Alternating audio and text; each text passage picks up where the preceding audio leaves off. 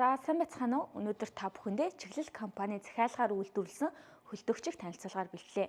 За энэхүү хөлтөгчийн хувьд болохоор 388 литрээс 1288 литр хүртэл 6 төрлийн сонголттой ба хүчтлийн хувьд 220 вольтоор ажилладаг 100 ваттаас 355 ватт хүртэл тогны зарцуулалттай. За ийм 6 төрлийн хөлтөгчийг худалдаалж байна.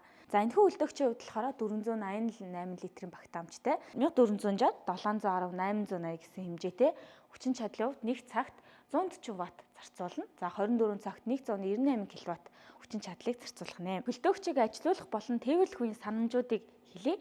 За хөрөлтөгчн дотор халуун ууртай бүтээгдэхүүн хийхгүй байх. За нэг уртсагчинд олон бүтээгдэхүүн залгахгүй байх.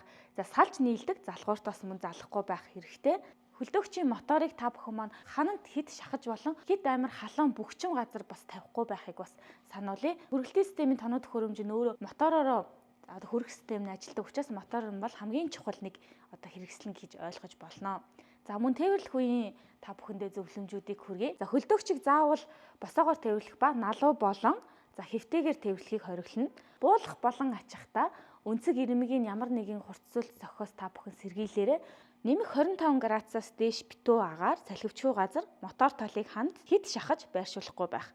Хоёрдугаарт 5-аас доош хэмт хадгалсан, тээвэрлсэн бол нэмэх 10 градусаас дээш хэмт 24 цаг хадгалсны дараа цахилгаанд залгана. 3-дугаарт хөлтөгчөнд хүнсний бүтээгдэхүүнээс өмнө та заавал 1 цаг орчим ажилуулсны дараа хүнсний бүтээгдэхүүнүүдээ хийхийг зөвлөё. Хөрөгчний маань дотор талын хан маш нэмгэн байдаг учраас хөрөгчөө цэвэрлэхдээ ч гэсэн мөсцөн байх юм бол янз бүрийн үзүүртэй зүйлсээр хөрөгчний дотор талын ханыг гэмтээхээс сэргийлэхийн зүйтэй. Судалгаанаас үзэхэд ямар бахыг хэдэн градус хөлтөөдөг вэ гэсэн судалгаа байд юм билээ.